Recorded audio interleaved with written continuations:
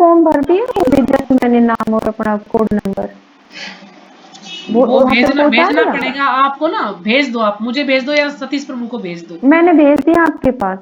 ठीक है, मैं उनको भेज दूंगी, क्योंकि उनसे धन्यवाद मैंने माता बात जी। करी थी ना, तो उन्होंने बताया था कि आप मुझे ये नंबर भेज दो, तो मैं आपको उसमें कृष्ण हाँ वो सेवक जो में ऐड कोड कर नंबर दूंगी। थे ना जिससे हमने ज्वाइन की थी 19 वाले, वो मैंने भेज दिया और ठीक अपना है, मैं भी नाम भी। भेजूंगी, मुझे ढूंढना पड़ेगा अभी, मुझे पता नहीं चला।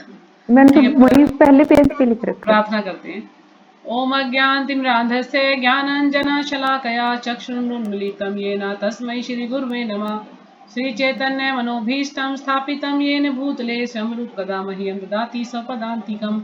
वन्देऽहं श्रीगुरो श्रीयुतपदकमलं श्रीगुरून् वैष्णवांश्च श्रीरूपं साग्रजातं सहगण रघुनाथं तं सजीवं साद्वैतं सावधूतं परिजनसहितं कृष्णचैतन्यदेवं श्री राधा कृष्ण पादान सहगण ललिता श्री विशाखान्वितांश्च।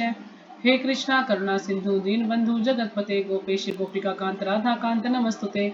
तप्त कांचन गौरांगी राधे वृंदावनेश्वरी वृषभानुसुते देवी प्रणमामि हरिप्रिये। वाञ्छाकल्पतरुभ्यश्च कृपा सिन्धुभ्य एव च पतितानां पावनेभ्यो वैष्णवेभ्यो नमो नमः। जय श्री कृष्णा चैतन्य प्रभु नित्यानंदा श्री अद्वैत गदाधर श्रीवासादि गौर भक्तवृंदा। हरे कृष्णा कृष्णा कृष्णा हरे हरे, हरे रामा राम राम हरे हरे।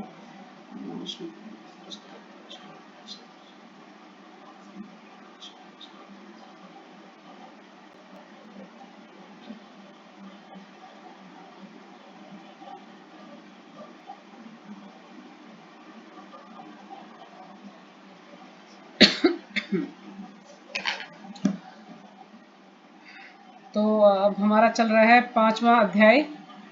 तो कल हमने किया था पहला, दूसरा और तीसरा श्लोक, और आज उससे आगे करेंगे। तो पहले श्लोक में हमने पढ़ा था, अर्जुन ने कहा, हे कृष्ण, पहले आप मुझसे कर्म त्यागने के लिए कहते हैं और फिर भक्ति पूर्वक कर्म करने का आदेश देते हैं। तो क्या आप अब कृपा करके निश्चित रूप से मुझे बताएंगे कि इन दोनों में से क्या अधिक लाभप्रद है? क्योंकि अर्जुन कंफ्यूज हो रहे हैं, वो समझ नहीं आ रहा कि पहले तो कहते कर्मों का परित्याग कर दो, फिर कहते हैं भक्ति युक्त कर्म करो, तो इसमें से मुझे क्या करना चाहिए, क्या लाभप्रद है? तो अर्जुन पूछ रहे हैं, फिर भगवान उत्तर दे रहे हैं। भगवान ने उत्तर दिया, मुक्ति के लिए तो कर्म का परित्याग तथा भक्ति में कर्म दोनों ही उत्तम है।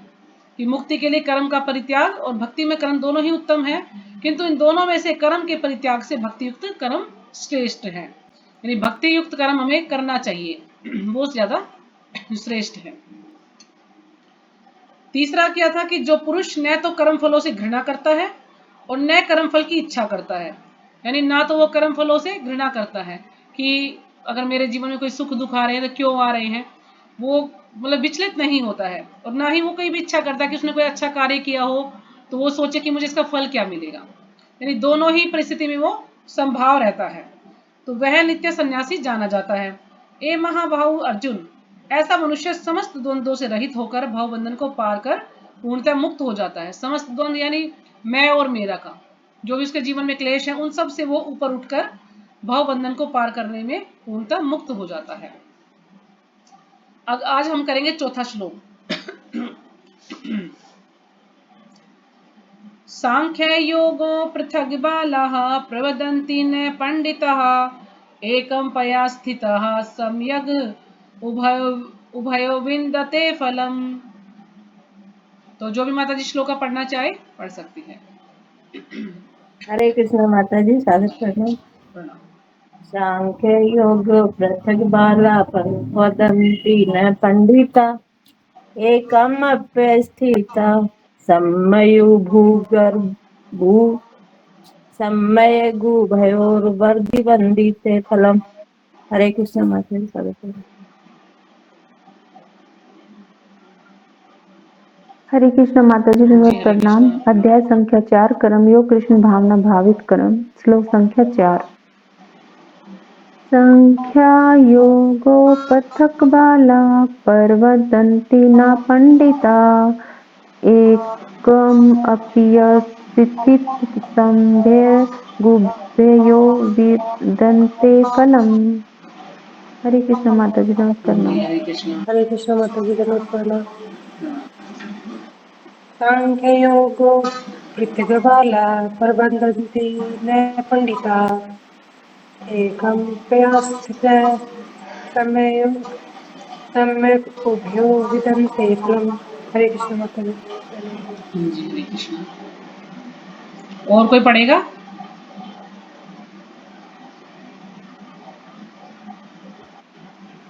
ठीक है, तो हरे शुरू कृष्ण करते हैं। माता जी, दंडवत हाँ जी, प्रणाम। हाँ जी, हरे कृष्णा, प्रणाम। पढ़िए। सांख्ये योगो पृथ्वीबाला प्रदवन्ति न पंडिता एकमतया स्थितिः संयोगोभयोः दिनते फलम्। हरे कृष्णा माता जी। हरे कृष्ण।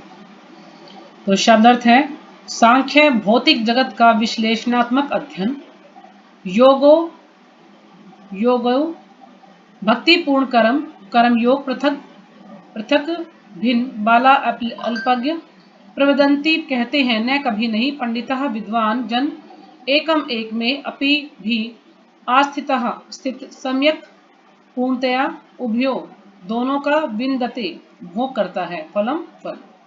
अनुवाद। अज्ञानी ही भक्ति कर्मयोग को भौतिक जगत के विश्लेषणात्मक अध्ययन सांख्य से भिन्न कहते हैं। जो अज्ञानी व्यक्ति हैं वो कि क्या करते हैं कि भक्ति यानी कर्म योग को भक्ति भौतिक जगत के विश्लेषणात्मक अध्ययन से भिन्न कहते हैं।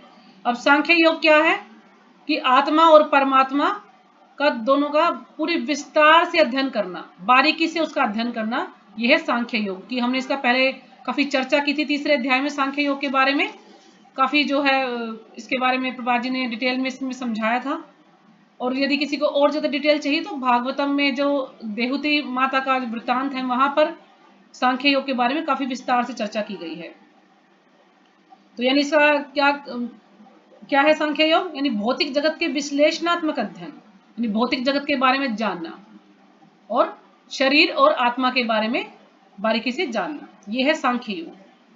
लेकिन कुछ लोग इसको भक्ति से भिन्न कहते हैं कि ये जो भक्ति है इससे अलग है ये सांख्य योग, तो ये गलत है।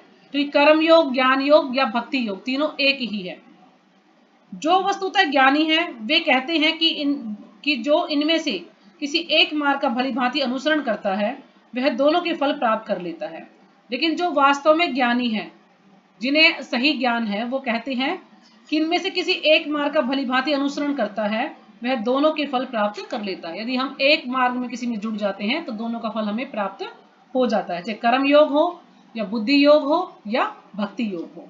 हम किसी में से एक नहीं जुड़ जाएंगे तो हमें सबका फल मिलेगा। तात्पर्य शिलपाद जी के द्वारा। शिलपाद जी की जय। भौतिक जगत के विश्लेषणात्मक अध्ययन सांख्य का उद्देश्य आत्मा को प्राप्त करना है। अब कोई आपसे पूछे कि सांख्य योग का उद्देश्य क्या है? क्या है सांख्य योग का उद्देश्य? आत्मा को प्राप्त करना है। तो इस तरह का क्वेश्चन भी आ सकता है, तो आप ये निशान लगा सकते हैं कि भौतिक जगत के विश्लेषणात्मक अध्ययन सांख्य का उद्देश्य आत्मा को प्राप्त करना है। भौतिक जगत की आत्मा विष्णु या परमात्मा है। अब भौतिक जगत की आत्मा कौन है? विष्णु या परमात्मा, क्योंकि परमात्मा जो है सबके हृदय में विराजमान है। भगवान की भक्ति का अर्थ परमात्मा की सेवा है। अब भगवान की भक्ति का अर्थ क्या है? भक्ति किसे कहते हैं? कि भगवान की सेवा करना, यह है भक्ति का अर्थ। एक विधि से वृक्ष की जड़ खोजी जाती है और दूसरी विधि से उसको सींचा जाता है। अब एक विधि है कि वृक्ष की जड़ को खोदा जाता है और फिर उसमें जल दिया जाता है। तो जैसे कि हम कुछ देवी देवताओं की पूजा करते हैं, तो देवी देवता क्या है? भगवान के ही अंश है, भगवान से ही आए हैं, भगवान कुछ अधिकार दिए हैं। लेकिन हम देवी देवताओं को प्रसन्न करेंगे तो काफी लंबी विधि है कि भगवान तक वो पहुंचेगा। लेकिन हम सीधा भगवान को ही प्रसन्न कर ले तो देवी देवता अपने आप ही प्रसन्न हो जाएंगे, क्योंकि 33 करोड़ देवी देवता हैं। तो हम किस किस देवी देवता को प्रसन्न करेंगे? किस किस की हम पूजा करेंगे? 33 करोड़ देवी देवता हैं, लेकिन भगवान सिर्फ एक है। अगर भगवान की हम भक्ति करते हैं, भगवान को प्रसन्न करते हैं, देवी देवता अपने आप ही प्रसन्न हो जाएंगे। तो इसमें वृक्ष का उदाहरण दिया गया है कि यदि हम वृक्ष की जड़ में जल देंगे तो पूरा वृक्ष हरा भरा हो जाएगा। लेकिन हम सोचे पत्तियों को अलग से देंगे, फूलों को अलग से देंगे तो क्या होगा? और जड़ में पानी नहीं देंगे तो पेड़ सूख जाएगा। तो हमें जड़ में जल देंगे तो पूरा जल वो वृक्ष हरा भरा हो जाएगा। तो इसी प्रकार से यदि भगवान को प्रसन्न कर लिया तो सभी देवी देवता और सभी जीव जो हैं, जो भी यदि हमारे घर वाले हैं, कोई भी, सब हमसे खुश होंगे। लेकिन यदि हम घर वालों को प्रसन्न करने में लगे रहेंगे और भगवान को भूल जाएंगे, भगवान केंद्र में रखेंगे, तो घर वाले भी हमसे प्रसन्न नहीं होंगे। क्यों? कहते हैं जो भगवान से प्रेम कर सकता है वो सबसे प्रेम कर सकता है। जो भगवान से प्रेम नहीं करता वो किसी से भी प्रेम नहीं कर सकता। तो सांख्य दर्शन का वास्तविक छात्र जगत के मूल अर्थात विष्णु को ढूंढता है। अब जो सांख्य दर्शन का जो छात्र है वो क्या करता है, वास्तव में विष्णु को ही ढूंढता है और फिर पूर्ण ज्ञान समेत अपने को भगवान की सेवा में लगा देता है। जब उसको पूर्ण ज्ञान हो जाता है भगवान के बारे में, पूरा ज्ञान उसको मिल जाता है, फिर वो अपने आप को भगवान की सेवा में लगा देता है। अतः मूलतः इन दोनों में कोई भेद नहीं है। तो प्रभुपाद जी यहाँ पर कह रहे हैं कि दोनों में कोई भी भेद नहीं है, सांख्य दर्शन में या भक्ति योग में कोई भी भेद नहीं है, क्योंकि दोनों का उद्देश्य विष्णु की प्राप्ति है। दोनों का एक ही उद्देश्य है कि भगवान कृष्ण को प्राप्त करना है, विष्णु की प्राप्ति करना है। जो लोग चरम उद्देश्य को नहीं जानते वे ही कहते हैं कि सांख्य और कर्म योग एक नहीं है, लेकिन जिसको पूरी तरह से ज्ञान नहीं है, जो कि भक्ति के चरम उद्देश्य को नहीं जानते, वो लोग ऐसा कहते हैं कि सांख्य योग और कर्म योग एक नहीं है। किंतु जो विद्वान है वह जानता है कि इन दोनों भिन्न विधियों का उद्देश्य एक ही है। लेकिन जो विद्वान है, ज्ञानी है, जिसको पूरा ज्ञान है, वो जानता कि दोनों का उद्देश्य एक ही है। क्योंकि शुरुआत चाहे कहीं से हो, लेकिन दोनों का उद्देश्य क्या है, भगवान को प्राप्त करना ही है, भगवान को प्रसन्न करना ही होता है। चाहे हम बुद्धि योग में लगे या हम ज्ञान योग में लगे, हम भक्ति योग में लगे, सबका एक ही उद्देश्य है। यत सांख्ये, 5वां श्लोक है, यत सांख्ये प्राप्यते स्थानम तद्योगैरपि गम्यते एकम सांख्यम च योगम च ये पश्यति स पश्यति। तो जो भी माता जी श्लोक पढ़ना चाहें पढ़ सकते हैं। हरे कृष्ण माता जी। श्लोक संख्या 5। यत् सांख्ये प्राप्यते स्थानं तत् योगैरपि गम्यते एकं सांख्य च योगं च यः पश्यति स पश्यति। हरे कृष्ण माता जी। प्रणाम। हरे कृष्णा माता जी, सारे प्रणाम। श्लोक संख्या 5। यत् साख्यं प्राप्यते स्थानं तद्योगैर अपि गम्यते एकं साख्यं च योगं च यः पश्यति स पश्यति। हरे कृष्ण माता जी। हाँ जी, हरे कृष्णा। और कोई पढ़ेगा? शब्द अर्थ। यत जो, सांख्य दर्शन के द्वारा, प्राप्यते प्राप्त किया जाता है, स्थानम स्थानः, तत् वही, योगई भक्ति द्वारा, अपि भी गम्यते प्राप्त कर सकता है, एकम एकह, सांख्यम विश्लेषणात्मक अध्ययन को, च तथा योगम भक्ति में कर्म को, च तथा यह जो, पश्यति देखता है, सह वह, पश्यति वास्तव में देखता है।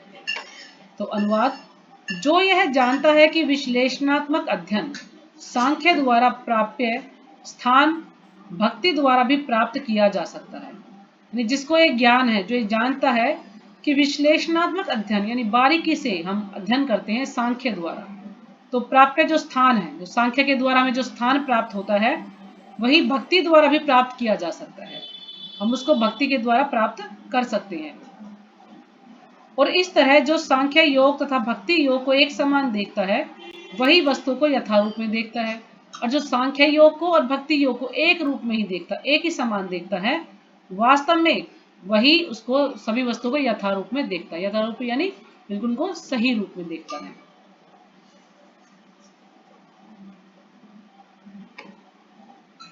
तात्पर्य श्रीपाद जी के द्वारा, श्रीपाद जी की दार्शनिक शोध। सांख्य का वास्तविक उद्देश्य जीवन के चरम लक्ष्य की खोज है। तो सांख्य का वास्तविक उद्देश्य क्या है? जीवन के चरम लक्ष्य की खोज करना है, जो कि जीवन का चरम लक्ष्य आत्म साक्षात्कार है। अब जीवन का चरम लक्ष्य क्या है? आत्म साक्षात्कार। तो आत्म साक्षात्कार को सभी को याद हो गया होगा, हम कितनी बार इसको बोल चुके हैं, आत्म साक्षात्कार। तो इन दोनों विधियों से प्राप्त होने वाले परिणामों में कोई अंतर नहीं है, यानी इन दोनों विधियों से जो भी परिणाम हमें मिलता है, इसमें कोई भी अंतर नहीं है, चाहे हम सांख्य योग में लगे, चाहे हम भक्ति योग में लगे।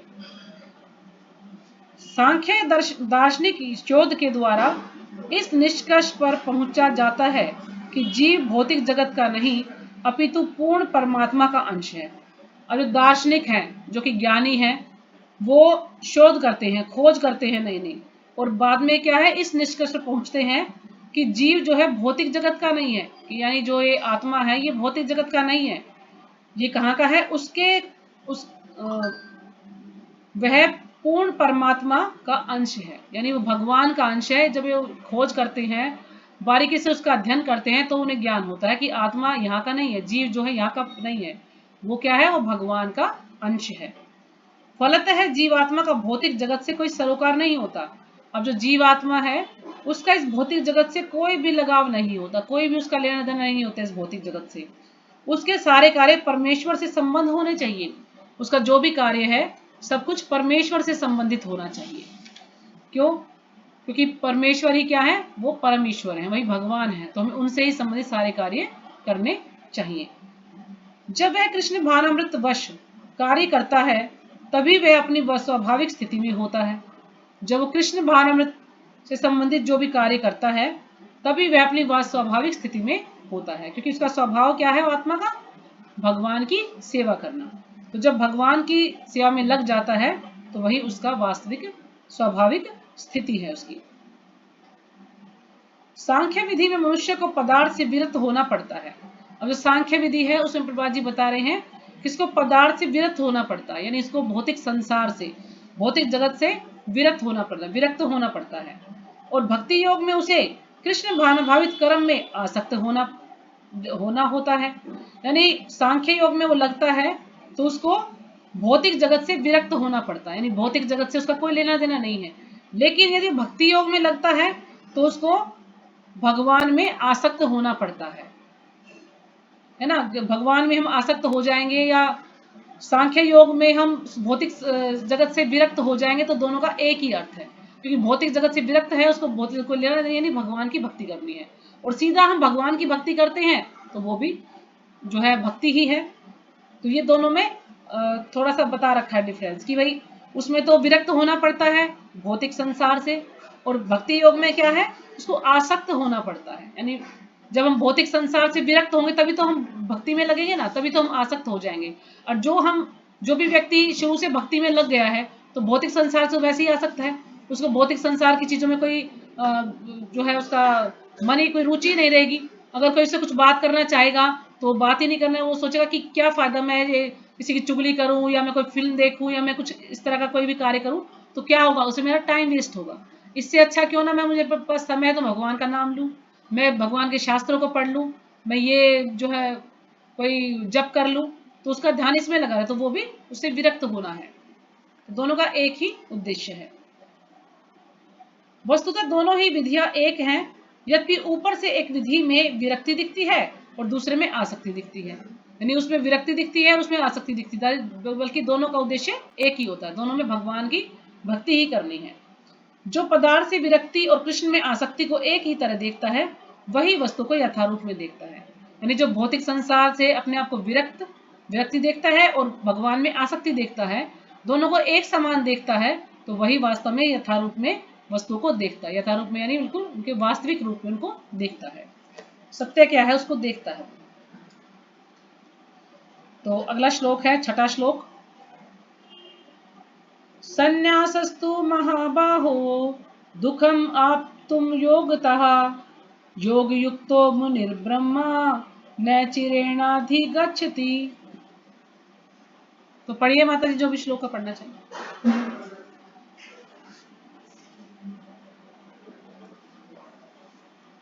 हरे कृष्ण माता जी, जन्मत प्रणाम। श्लोक संख्या 6। संन्यास तु महाभावो दुखम अपयुक्तुम योगतगत योगयुक्तो मुनि ब्रह्मणा चिरणे अधिगच्छति। हरे कृष्ण माता जी, जन्मत प्रणाम। हरे कृष्ण माता जी, हाँ जी, हरे कृष्णा, प्रणाम। संन्यासस्तु महाबाहो दुःखमाप्तुं योगतः योगयुक्तो मुनिर्ब्रह्मा न चिरेणाधिगच्छति। हरे कृष्ण माता जी। हरे कृष्ण माता जी, दंडवत प्रणाम।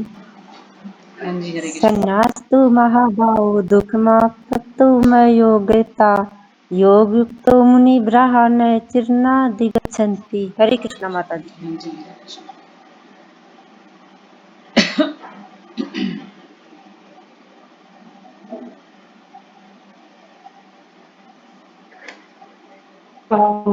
दुःखमास्तु योगितः योगयुक्तो मुनिर्ब्रह्मा नैच्छिरान् चिरेणाधिगच्छति।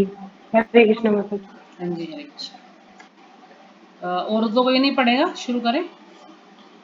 तो शब्दार्थ संन्यास है, संन्यास आश्रम। तू लेकिन महाबाहो, हे बलिष्ठ भुजाओं वाले, दुखम दुख आप तुम से प्रभावित, अयोगत है भक्ति के बिना योग युक्त भक्ति में लगा हुआ, मुनि ही चिंतक ब्रह्म परमेश्वर को न चिरेण शीघ्र ही अधिगच्छति प्राप्त करता है। तो अनुवाद, भक्ति में लगे बिना केवल समस्त कर्मों का परित्याग करने से कोई सुखी नहीं बन सकता। अब कोई व्यक्ति भक्ति में ना लगे, कि भक्ति नहीं करता और सोचे कि मैं कर्मों का परित्याग कर देता हूँ और एक कोने में जाके बैठ जाता हूँ, कोई कर्म नहीं करूंगा, तो उससे वो सुखी नहीं हो सकता है। क्योंकि कोई भी कर्मों से निष्क्रिय नहीं हो सकता है, कर्म तो सबको करने ही पड़ते हैं। अगर वो एक कमरे में बैठा तो भी कुछ ना कुछ कर्म उसका बन रहा है, वो सांस ले रहा है, छोड़ रहा है, तो उससे भी इतने सारे जीवाणु जो है मरते हैं, उसका भी उसको कर्म लग रहा है, उसका भी उसको अपराध लगेगा अगर वो भगवान की भक्ति नहीं करता है। यानी एक जगह बैठकर कोई निष्क्रिय नहीं हो सकता, कर्म तो उसको करने ही पड़ेंगे। तो लेकिन अर्जुन सोच रहा था कि उसको क्या करना चाहिए, अगर ये भी नहीं करना वो भी नहीं करना, तो मैं ऐसा करता हूँ कुछ करता ही नहीं हूँ, मैं एक जगह बैठ जाता हूँ, कर्म को का परित्याग कर देता हूँ, तो ये भी गलत है। यानी हमें कर्म तो करने ही पड़ेंगे।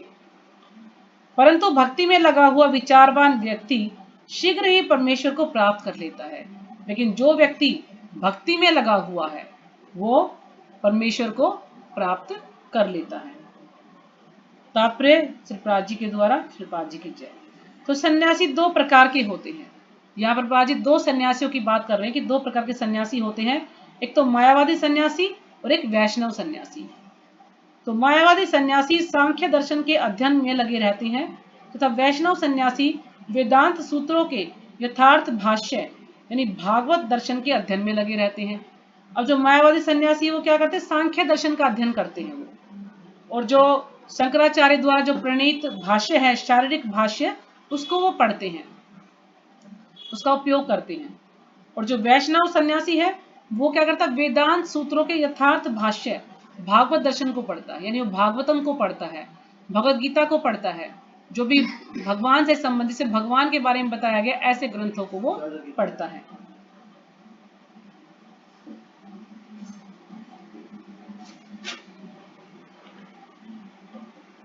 मायावादी सन्यासी भी वेदांत सूत्रों का अध्ययन करते हैं, किंतु वे शंकराचार्य द्वारा प्रणीत शारीरिक भाष्य का उपयोग करते हैं। अब जो मायावादी सन्यासी वे भी वेदांत सूत्रों का अध्ययन करते हैं, लेकिन वे शंकराचार्य द्वारा जो प्रदत्त है, यानी शंकराचार्य द्वारा जो उनको दिए गए हैं शारीरिक भाष्य, उसी का वो उपयोग करते हैं।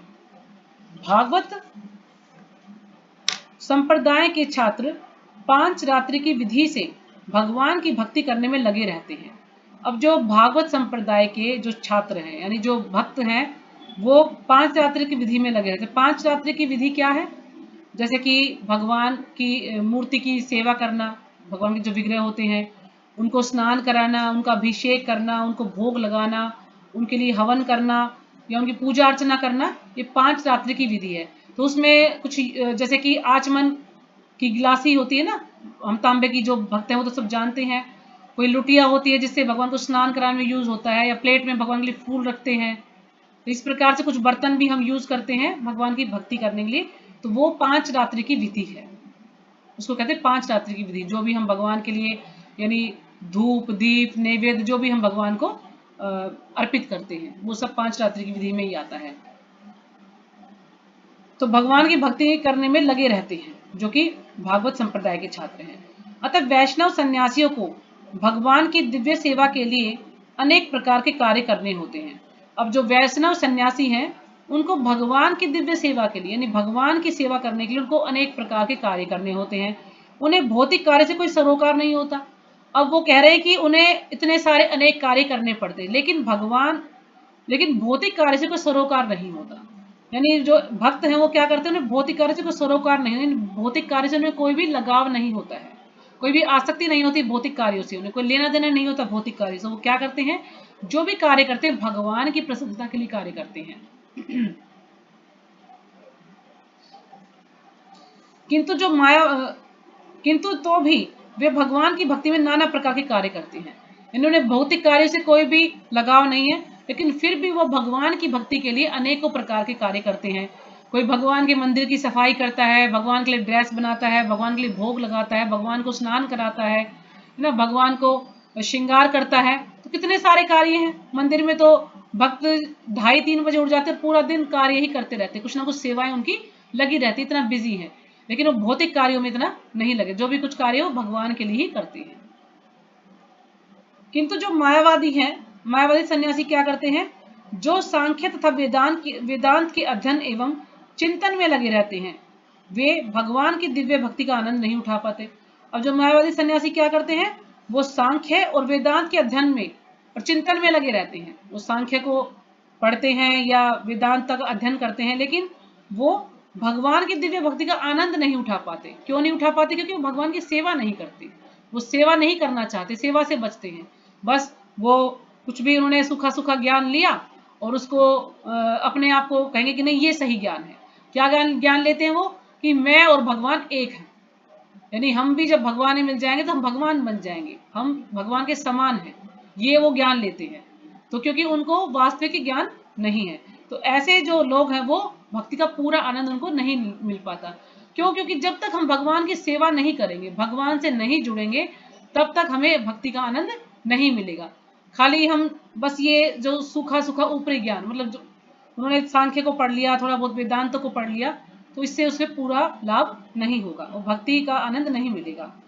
क्यों, क्योंकि उनका अध्ययन अत्यंत जटिल हो जाता है, क्योंकि जो भी वो अध्ययन करते हैं वो काफी जटिल हो जाता है, काफी कठिन हो जाता है, पेचीदा हो जाता है, कि उसको समझना मुश्किल हो जाता है उनके लिए। अतः वे कभी कभी ब्रह्म चिंतन से ऊब कर समुचित बोध के बिना ही भागवत की शरण ग्रहण करते हैं। अब कभी कभी ब्रह्म चिंतन करते हैं, बस एक जगह बैठ के ब्रह्म का ध्यान करते हैं, तो कभी कभी ऐसी विधि से वो ऊब जाते हैं कि भाई बार बस रोज यही कार्य करना, तो उससे ऊब जाते हैं, वो मतलब बोर हो जाते हैं। फिर क्या करते हैं, वो समुचित बोध के बिना ही भागवत की शरण ग्रहण करते हैं। यानी उन्हें भागवत का वास्तविक ज्ञान नहीं है कि भागवत को कैसे पढ़ना चाहिए, उन्हें उसके बारे में कुछ भी ज्ञान नहीं है, लेकिन फिर भी वो उसको उसकी शरण ग्रहण कर लेते हैं।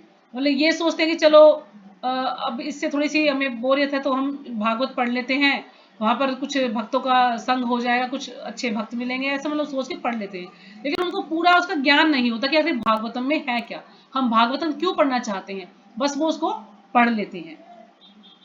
फलस्वरूप परिणाम क्या होता है कि श्रीमद् भागवत का भी अध्ययन कर उनके लिए कष्टकर होता है, क्योंकि जब उन्हें पूरा ज्ञान नहीं होता, अच्छे से उनकी श्रद्धा नहीं होती, रुचि नहीं होती, तो जो भागवत का ज्ञान है वो भी उनके लिए कष्टकर बन जाता है, क्योंकि इसको अच्छे से वो समझ नहीं पाते हैं। मायावादी सन्यासियों का शुष्क चिंतन कृत्रिम साधनों से निर्विशेष विवेचना उनके लिए व्यर्थ होती है। जो मायावादी सन्यासी शुष्क चिंतन यानी सूखा सूखा ज्ञान है उनका, उनके ज्ञान में कोई तरलता नहीं है, मतलब बस जो भी उन्होंने ग्रंथ उनको पढ़ लिया, लेकिन वो भगवान की लीलाओं में प्रवेश नहीं करते, भगवान की सेवा नहीं कर सकते, तो उन्हें पूरा ज्ञान नहीं मिलता। शुष्क चिंतन, बस सूखा सूखा ज्ञान उनका कहा जाता है। और कृत्रिम साधनों से यानी बनावटी साधनों से, वो बनावटी साधनों से जो इसको प्राप्त करना चाहते, लेकिन वो कुछ भी नहीं कर पाते, यानी उनकी पूरी अच्छी तरह से मतलब कोई श्रद्धा नहीं होती भगवान में कि भगवान को कैसे, मतलब भगवान की मैं सेवा करूं।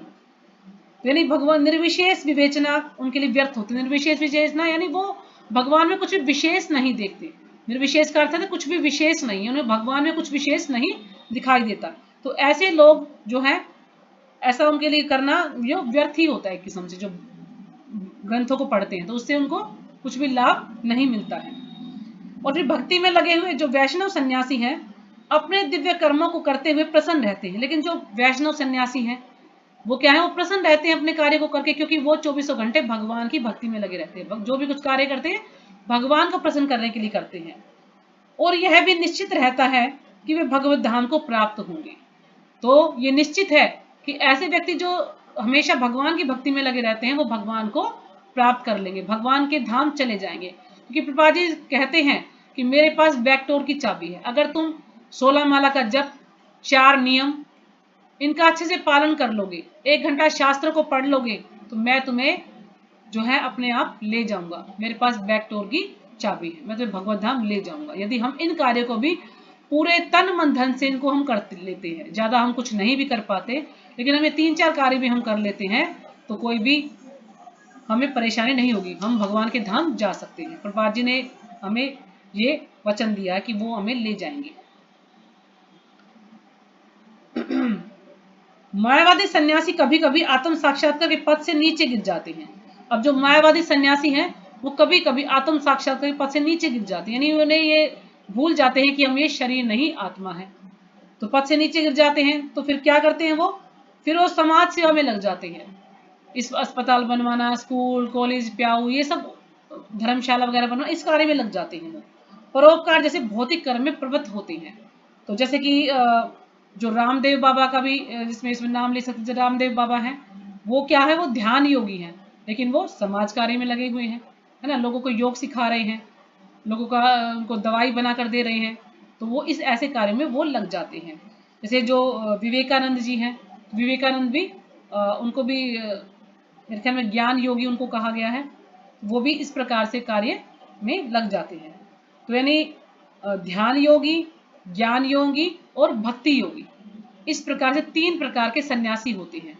तो जो सबसे श्रेष्ठ होता है वो है भक्ति योगी सन्यासी।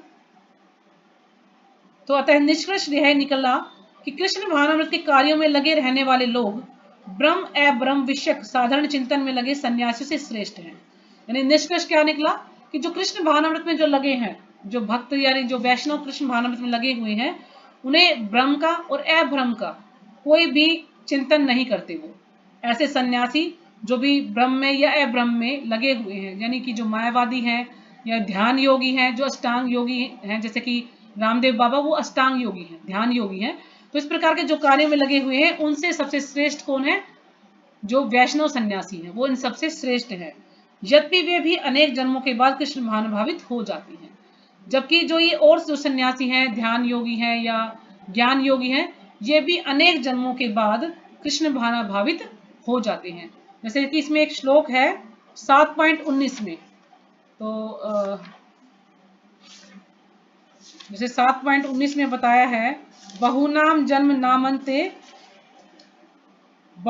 जन्म नामन्ते ज्ञानवानम वान माम प्रपदत्ते वासुदेव सर्वमिति सह महात्मा सुदुर्लभा, कि अनेक जन्म जन्मांतर के बाद जिसे सचमुच ज्ञान होता है, वह मुझको समस्त कारणों का कारण जानकर मेरी शरण में आता है, ऐसा महात्मा अत्यंत दुर्लभ होता है।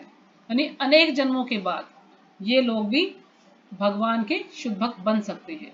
अभी ये पतित हो जाते हैं मान लीजिए मायावादी, लेकिन ये धीरे धीरे भगवान के भक्त बन सकते हैं कई जन्म लेने के बाद। जैसे कि जो 4 कुमार हैं, 4 कुमार पहले मायावादी थे, लेकिन जैसे ही वो जब भगवान के दर्शन करने के लिए जाते हैं, तो भगवान के चरणों में जो तुलसी दल अर्पित है, उनकी सुगंध जब उनको मिलती है, तो इतना मतलब खिंचे चले जाते हैं उस सुगंध के पीछे, और वो भगवान के शुद्ध भक्त बन जाते हैं। तो वो बड़े मायावादी थे 4 कुमार। जैसे सार्वभौम भट्टाचार्य बहुत बड़े मायावादी थे, लेकिन जैसे वो चैतन्य महाप्रभु से मिलते हैं और चैतन्य महाप्रभु को मायावादी के बारे में ज्ञान देने लगते हैं, मतलब जो मायावाद का ज्ञान वो देने लगते हैं, तो चैतन्य महाप्रभु सुनते हैं, बोलते नहीं है, तो कहते हैं कि आप कुछ बोल नहीं रहे हैं। तो वो उन्हें बड़ा ऐसा अजीब सा लगता है कि मैं इतना बोल रहा हूँ, ये कुछ जवाब नहीं दे रहे।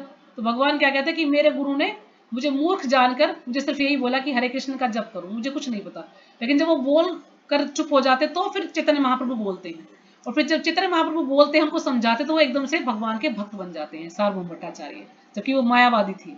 तो इस प्रकार से जो मायावादी भी हैं, वो भी भक्ति में जुड़ सकते हैं, लेकिन उन्हें समय लगता है। तो अगला श्लोक है 7वां। अभी हमारे पास 14 मिनट है, तो ये भी हो जाएगा। योग युक्तो विशुद्धात्मा विजितात्मा जितेन्द्रियः सर्वभूतात्म भूतात्मा कुर्वानपि न लिप्यते। तो कोई भी माता जी श्लोक का पढ़ना चाहे तो पढ़ सकती हैं।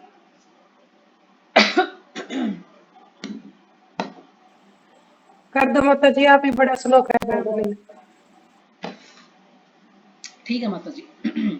शब्दार्थ योग युक्ता, भक्ति में लगे हुए, विशुद्ध आत्मा, शुद्ध आत्मा, विजित आत्मा, आत्म संयमी, जित इंद्रिया, इंद्रियों को जीतने वाला, सर्वभूत समस्त जीवों के प्रति, आत्मभूत आत्मा दयालु, कुर्वन अपि कर्म में लगे रहकर भी न कभी नहीं लिप्यते बनता है। तो अनुवाद, जो भक्ति भाव से कर्म करता है। अब पहले क्या बताया कि जो भक्ति भाव से कर्म करता है, जो विशुद्ध आत्मा है, विशुद्ध का मतलब जो शुद्ध आत्मा है, और अपने मन तथा इंद्रियों को वश में रखता है, और वो अपने मन और इंद्रियों को भी वश में रखता है, वह सबों को प्रिय होता है। यानी जो व्यक्ति ऐसा कि भक्ति भाव से कर्म करता है, शुद्ध आत्मा है, अपने मन और इंद्रियों को वश में रखता है, तो ऐसा व्यक्ति सबों को प्रिय होता है और सभी लोग उसे प्रिय होते हैं।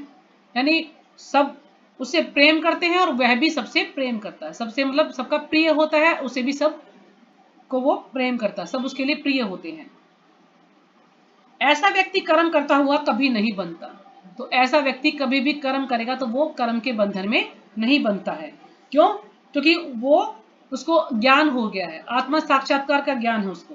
दूसरा, उसको मन और उसकी इंद्रियां उसके वश में है और भगवान की भक्ति में लगा हुआ है, तो वो सबों को प्रिय होता है। यानी ऐसा कार्य व्यक्ति कभी भी बंधन में नहीं बनता है। तो तात्पर्य श्रीपाद जी के द्वारा, श्रीपाद जी की जय। जो कृष्ण भावनामृत के कारण मुक्ति पथ पर है, वह प्रत्येक जीव को प्रिय होता है और प्रत्येक जीव उसके लिए प्यारा है। यानी जो भक्ति में लगा हुआ, कृष्ण भावनामृत में लगा हुआ है, तो यानी मुक्ति के पथ पर है और ऐसे व्यक्ति को सभी प्रिय होते हैं और वो सबका प्रिय बनता है।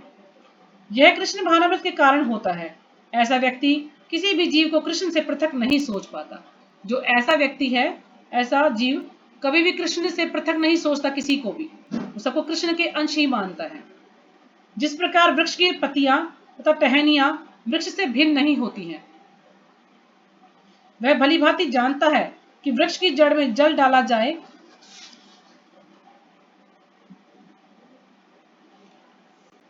जल डाला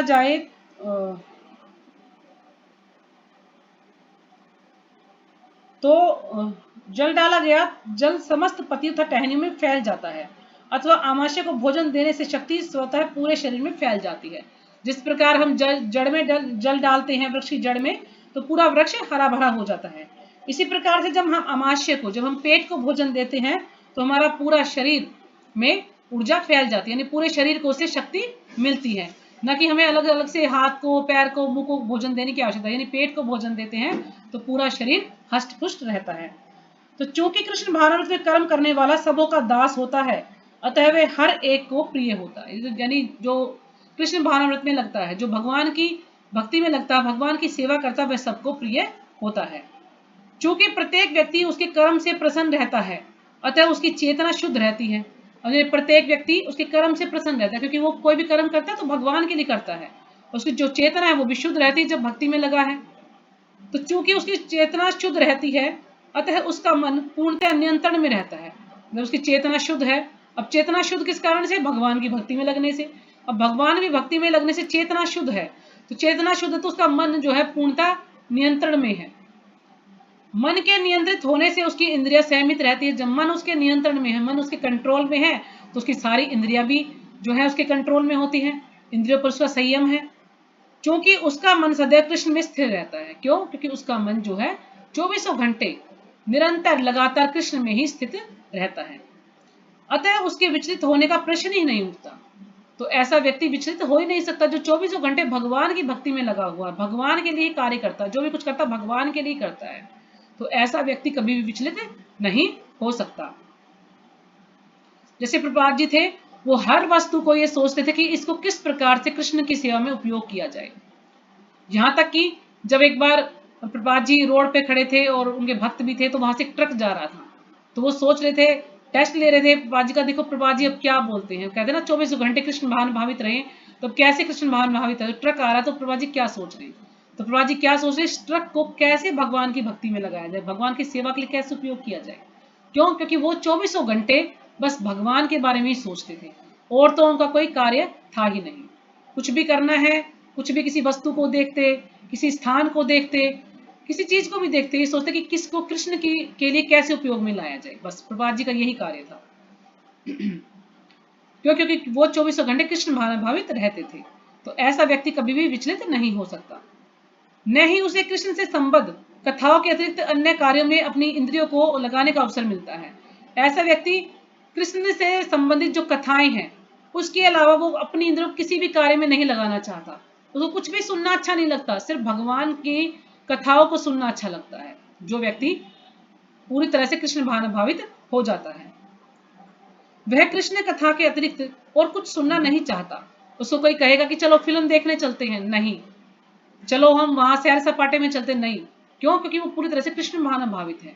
उसका मन, उसकी इंद्रिया उसके वश में है, इसलिए वो कहीं पर भी नहीं जाता।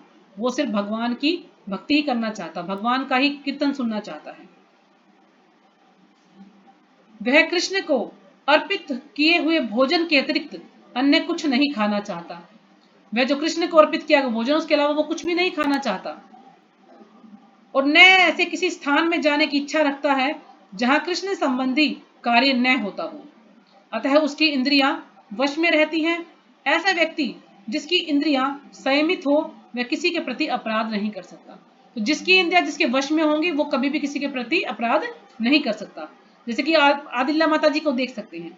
आदिल्ला माता जी जब देखो 24 घंटे कृष्ण भावित रहती हैं, अपने आप को कृष्ण से जोड़े रखती हैं, चाहे वो कैसे भी तबीयत खराब हो, कैसी भी परिस्थिति हो घर की, लेकिन वो हमेशा कृष्ण भावित ही रहती है। कुछ भी कार्य करती तो कृष्ण के लिए करती है। उन 24 वो व्रत कर रही हैं, उनकी तबीयत भी ठीक नहीं होती कई बार, लेकिन फिर भी वो कथा किए बिना रह नहीं सकती है। तो कितना ही कुछ मिले, कथा जरूर करती। क्यों? क्योंकि उनका जो माइंड है या उनकी जो इंद्रियां हैं, बिल्कुल इस प्रकार से उनके कंट्रोल में है कि वो भगवान के काम नाम में चलेंगी। वो कहीं पर भी जाएंगी तो वहां पर भी सोचेंगे कि इनको कृष्ण के बारे में ज्ञान दूं, इनको भक्त बनाने की कोशिश करती हैं। अगर कहीं भी जाती हैं, ऐसे स्थान में, परिवार में कहीं जाना पड़ जाता है, तो तुलसी दल अपने साथ लेके जाती हैं और उसको भगवान का जो प्रणाम मंत्र बोल के बाजी का, और फिर उसको ग्रहण करती हैं। जो भी वहां पर भोजन होता है, ऐसे कभी ग्रहण नहीं करती हैं। या फिर वो ऐसे बोल देंगी कि नहीं नहीं, आज मेरा फास्ट है तो मैं सिर्फ फल खाऊंगी, मैं ये सब ले नहीं सकती।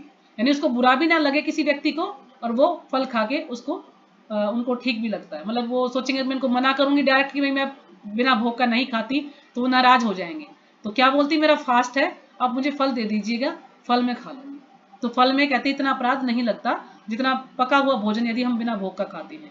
और फल भी जब वो लेती हैं तो तुलसी दल तो साथ होते ही हैं, भगवान का जो है ना प्रणाम मंत्र बोलती हैं प्रभात जी का, और वो ग्रहण कर लेती हैं उसको। तो इस प्रकार से पता चलता है कि कृष्ण भावना भावित रहती हैं वो। और हम लोग क्या हैं, हम परिस्थिति देखते हैं। अगर हमारी परिस्थिति ठीक है तो हम भगवान का नाम लेंगे, परिस्थिति अच्छी है तो हम कृष्ण जो है क्लास में जाएंगे, या हम धाम में जाएंगे। परिस्थिति खराब तो हम क्लास भी नहीं लेंगे। आज हमारी तबीयत खराब है या घर में काम है, तो अब देख सकते हैं कि उनमें और हमें कितना फर्क है। तो अभी हमें बहुत समय लगेगा कृष्ण भावना भावित होने में। तो इस पर कोई यह प्रश्न कर सकता है, तो फिर अर्जुन अन्यों के प्रति युद्ध में आक्रामक क्यों था? अब कोई प्रश्न पूछ सकता है कि अर्जुन जो है अन्यों के प्रति युद्ध में आक्रामक क्यों था? आक्रामक यानी वो उन पर हमला करने के लिए तैयार क्यों था? क्या वह कृष्ण भावना भावित नहीं था? नहीं, वह कृष्ण भावना भावित था, लेकिन वो युद्ध क्यों करना चाहता था? क्योंकि भगवान की इच्छा थी। उसकी कोई इच्छा नहीं थी युद्ध करने की। वो तो चाहता था कि मुझे तो एक कटोरा लेके मैं भीख मांग लूंगा, भीख मांग के मैं गुजारा कर लूंगा, मुझे किसी को मारने में कोई दिलचस्पी नहीं है, मैं अपने किसी भी परिवारजनों को नहीं मारना चाहता। लेकिन भगवान चाहते थे, भगवान चाहते थे कि युद्ध करे। अब जब भगवान किसी कार्य को कहते हैं तो हमें उसका कोई भी अपराध नहीं लगता, कोई भी कर्म बंधन नहीं लगता, क्योंकि भगवान की इच्छा है, भगवान की प्रसन्नता के लिए हमें वो कार्य करना चाहिए। तो इसलिए अर्जुन ने जो है युद्ध किया था। वस्तुतः अर्जुन ऊपर से ही आक्रामक था, क्योंकि जैसा कि द्वितीय अध्याय में बताया जा चुका है, आत्मा के अवध्य होने के कारण युद्ध भूमि में एकत्रित हुए सारे व्यक्ति अपने अपने स्वरूप में जीवित बने रहेंगे। अब जैसे कि हमने द्वितीय अध्याय पढ़ा, उसमें बताया गया ना कि आत्मा का कभी मृत्यु होती है, ना कभी आत्मा का जन्म होता है, ना आत्मा को काटा जा सकता है, ना जलाया जा सकता है, ना पानी में पिघलाया जा सकता है। तो आत्मा का कुछ भी नहीं कर सकते, क्योंकि आत्मा का वध नहीं किया जा सकता, इसलिए आत्मा अवध्य है। क्योंकि जितने भी युद्ध भूमि में जितने भी व्यक्ति हैं जिनकी भी मृत्यु हुई है, उनके शरीर की मृत्यु हुई है, आत्मा की मृत्यु नहीं हुई है। उन सबके अलग अलग स्वरूप में वो जो है जीवित है। अतः आध्यात्मिक दृष्टि से कुरुक्षेत्र की युद्ध भूमि में कोई मारा नहीं गया। अब आध्यात्मिक दृष्टि से देखा जाए तो कुरुक्षेत्र के युद्ध में कोई भी व्यक्ति नहीं मारा गया, लेकिन भौतिक दृष्टि से देखा जाए तो सबकी मृत्यु हो गई थी। जहां वहां पर स्थित कृष्ण की आज्ञा से केवल उनके वस्त्र बदल दिए गए थे। वहां पर जितने भी लोग उपस्थित थे उनके क्या किया था, वस्त्र बदल दिए गए थे, क्योंकि आत्मा तो मरती नहीं है, तो आत्मा को दूसरा शरीर दे दिया गया था। जिस प्रकार से हम पुराने वस्त्रों को छोड़कर नए वस्त्र धारण करते हैं, इसी प्रकार से आत्मा भी पुराने शरीर को छोड़कर नए शरीर धारण करती है। अतः अर्जुन कुरुक्षेत्र के युद्ध में युद्ध करता हुआ भी वस्तुतः युद्ध नहीं कर रहा था। वह तो पूर्ण कृष्ण भावनामृत में कृष्ण के आदेश का पालन मात्र कर रहा था, है ना। वो युद्ध नहीं कर रहा था क्योंकि उसकी कोई इच्छा नहीं थी। वो क्या कर रहा था, उसे भगवान की इच्छा का पालन कर रहा था, भगवान के आदेश का पालन कर रहा था। ऐसा व्यक्ति कभी कर्म बंधन से नहीं बनता। तो ऐसा व्यक्ति कभी भी कर्म बंधन में नहीं बनता। क्यों? क्योंकि वो जो भी कार्य करता है वो भगवान की इच्छा के लिए करता है। तो वो ऐसा व्यक्ति कभी भी कर्म बंधन का में बंध ही नहीं सकता, उसको कोई भी उसका अपराध नहीं लगता है। तो ठीक है माता जी, यहीं पर विराम करते हैं, समय भी हो चुका है। यदि किसी को कुछ समझ नहीं आया हो तो वो पूछ सकता है। नहीं माता जी, बहुत बहुत धन्यवाद आपका इतने अच्छे से समझाने के